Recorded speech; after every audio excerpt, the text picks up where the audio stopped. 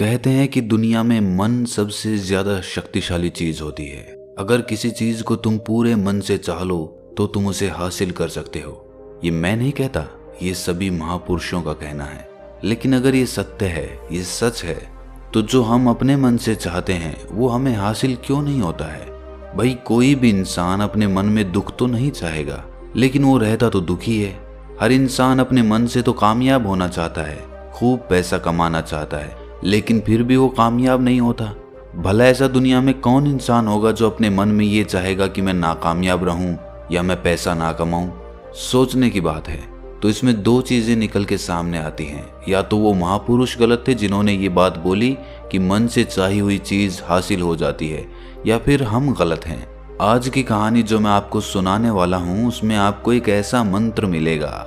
उसे समझने के बाद आपको एक ऐसा मंत्र पता चलेगा जिससे आप ये समझ पाएंगे कि अपने मन से कोई भी चीज कैसे करवाई जाती है, मन में किसी भी बात का बीज कैसे बोया जाता है। ये इस कहानी से आपको अच्छी तरह से समझ में आ जाएगा, और इससे आप ये भी समझ पाएंगे कि आकर्षण का नियम, लॉ ऑफ अट्रैक्शन कैसे काम करता है। कहानी छोटी सी है लेकिन बहुत ही गहरी है। इससे पहले कि आप इस कहानी में खो जाएं, इस चैनल को सब्सक्राइब जरूर कर लें।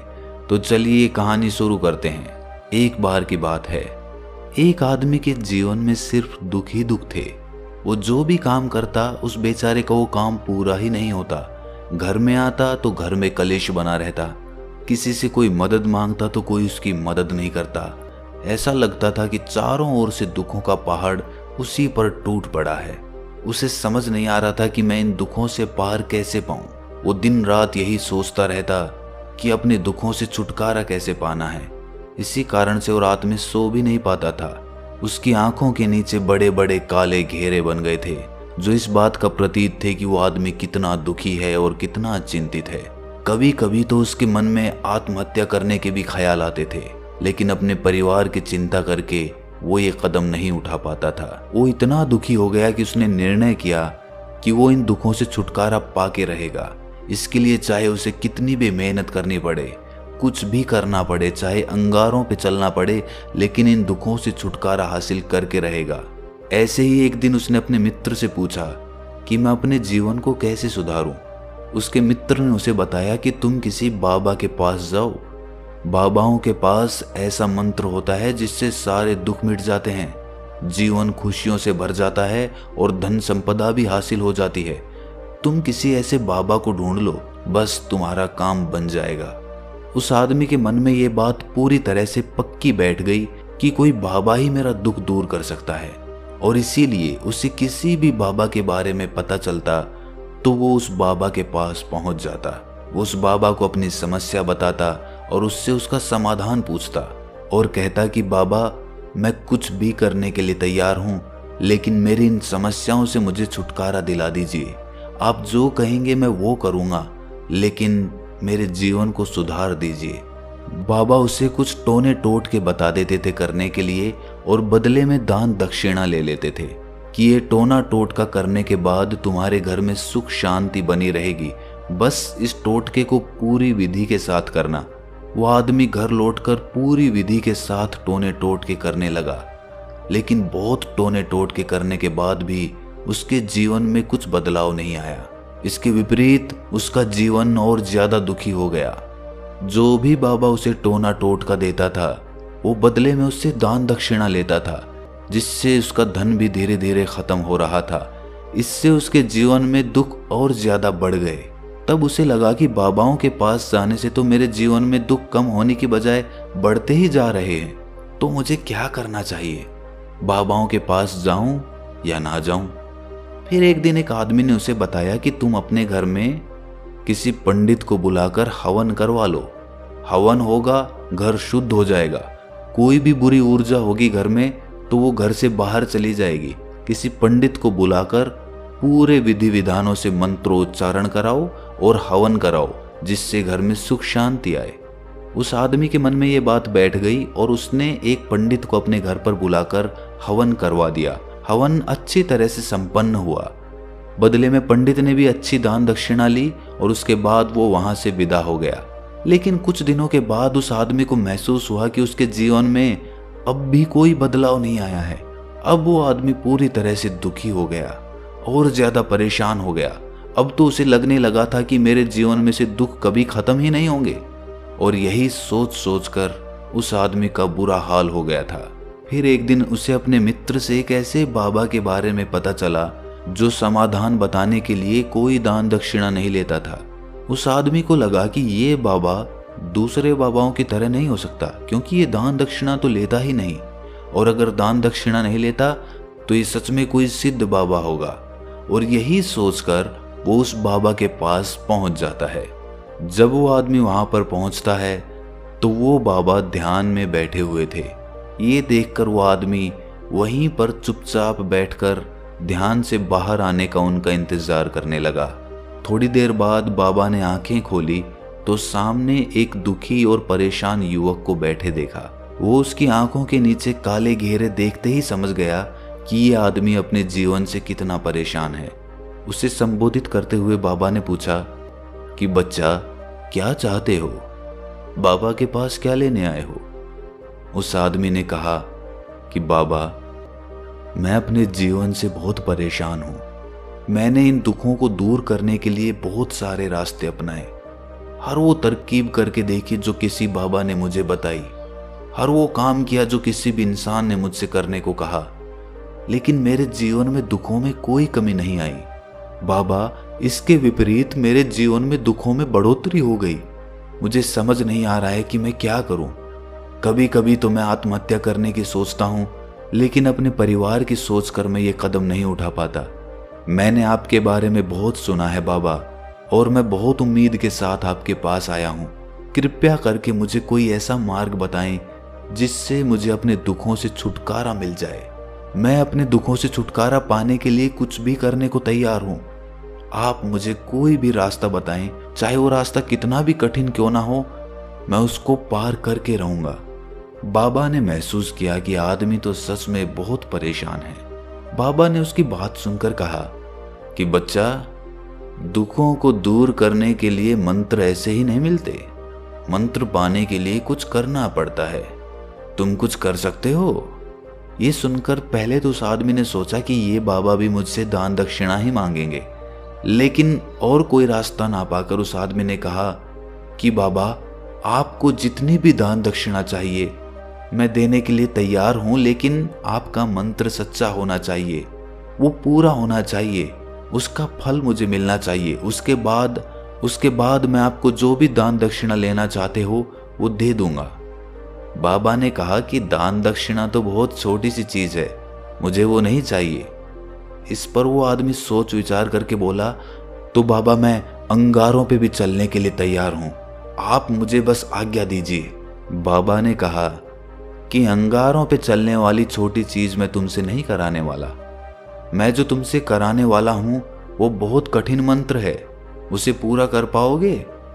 बाबा ने कहा कि बाबा, आप मुझे बताइए तो सही, मुझे करना क्या होगा, मैं कुछ भी करने को तैयार हूं। इस पर बाबा ने उसे कहा कि यहां से जब तुम अपने घर जाओ तो रास्ते में अपने मन में ये दोहराते जाना कि मैं सुखी हूं, मैं सुखी हूं, मैं सुखी हूं। बार बार अपने मन में यही दोहराना, और याद रहे जुबान पर ये नहीं आना चाहिए, ये सिर्फ मन में दोहराना है। ये सुनकर वो आदमी बोला, बाबा, बस इतनी सी बात, ये तो मैं चुटकी बजा के कर लूंगा, लेकिन इससे होगा क्या? बाबा बोले कि इस मंत्र को करके देखो, वैसे भी तुमने इतने बाबाओं के मंत्र किए हैं तो इस मंत्र को भी करके देख लो। उस आदमी ने सोचा कि बाबा कुछ दान दक्षिणा तो ले नहीं रहे और छोटा सा मंत्र है, इसे तो मैं कर ही लूंगा। वो बोला, ठीक है बाबा, मैं ये मंत्र जरूर करूंगा।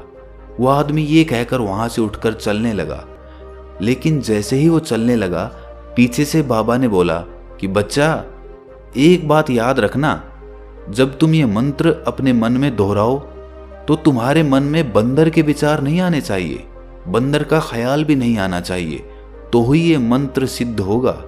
वो आदमी बोला, मुझे तो आज तक बंदर का कोई विचार नहीं आया, तो अब क्यों आएगा? आप चिंता मत करिए बाबा, मैं बस मन में यही दोहराऊंगा कि मैं सुखी हूं, मैं सुखी हूं। इसके अलावा बंदर का कोई विचार मेरे मन में नहीं आएगा। ये कहकर वो आदमी वहां से चल दिया। वो अपने मन में मैं सुखी हूँ, मैं सुखी हूँ ये दोहराता हुआ थोड़ी दूर ही चला था कि उसके मन में अचानक बंदर का ख्याल आ गया। बंदर का ख्याल एक बार आया और चला भी गया, लेकिन उस आदमी ने सोचा कि आज तक तो मुझे बंदर का कोई विचार नहीं आया, ये आज बंदर का विचार क्यों आ गया। और ऐसे करके उसने उस बंदर के विचार को पकड़ लिया। वो ये भूल गया कि मुझे क्या मंत्र दोहराना है और वो बंदर के बारे में सोचने लगा। जब थोड़ी देर बाद उसे फिर से होश आया तो वो फिर से अपना वही मंत्र दोहराने लगा जो बाबा ने उसे बताया था, मैं सुखी हूँ, मैं सुखी हूँ। लेकिन अचानक से उसे सामने एक बंदर दिखाई दिया और ये देखकर उसके मन में फिर से बंदर का विचार उठ गया और वो अपने अंदर से इस विचार को बाहर फेंकना चाहता था। वो चाहता था कि मेरे अंदर किसी भी तरह बंदर का विचार ना आए, लेकिन उसे तो सामने बंदर ही दिखाई दे गया। ऐसे ही जद्दोजहद करते करते वो घर पे पहुंचा और घर पे पहुंचने के बाद अपनी पत्नी को कहा कि हे बंदरिया, मुझे खाने में बंदर परोस दो। और जब उसे एहसास हुआ कि उसने क्या बोल दिया तो वो अपने बाल नोचने लगा। वो दीवारों में सर मारने लगा कि आज तक मुझे बंदर का कोई विचार नहीं आया और आज मुझे ये क्या हो गया है कि मुझे हर जगह बंदर ही बंदर नजर आ रहे हैं, ये कैसी माया है। यही सोच सोच कर वो आदमी रात भर सो नहीं पाया। रात भर करवटें बदलता रहा और सुबह उठकर सीधे उसी बाबा के पास पहुंच गया और उसके चरणों में गिरकर कहा कि बाबा, पता नहीं क्या चमत्कार हो रहा है, आज तक मुझे बंदर का कोई विचार नहीं आया, लेकिन कल से जब से आपने मुझसे कहा कि बंदर का विचार नहीं आना चाहिए, तब से मुझे हर जगह बंदर ही बंदर नजर आ रहे हैं। उस आदमी ने कहा कि बाबा, मुझे तो आपके पीछे पेड़ पर बैठा हुआ बंदर भी केले खाता हुआ दिखाई दे रहा है, ये हो क्या रहा है बाबा। ये सुनकर बाबा हंसने लगे। बच्चा, मन का जाल एक ऐसा जाल है जिसे समझ पाना इतना आसान नहीं है। बंदर तो तुम्हारे रास्ते में पहले भी आते थे। जब तुम मेरे पास आए थे तो इन्हीं पेड़ों पे ये बंदर घूम रहे थे, लेकिन तब तुम्हारे ध्यान में ये बंदर नहीं था, तब तुम्हारे ध्यान में सिर्फ अपने दुख थे। इसके बाद बाबा ने उसे बताया कि बच्चा, हम जिस चीज से भी दूर भागना चाहते हैं वही चीज हमारे मन में बहुत गहरे में प्रविष्ट हो जाती है, वो हमारे अंतर मन में समा जाती है। असल में हम जिस चीज से भी छुटकारा पाना चाहते हैं उससे छुटकारा इसीलिए पाना चाहते हैं कि वो हमारे साथ बहुत गहरे से जुड़ी हुई है, और हम जितना ही उससे छुटकारा पाना चाहते हैं वो उतनी ही गहरी हमारे मन में बैठती चली जाती है और आखिरकार वो हमारे अंतर मन में छा जाती है।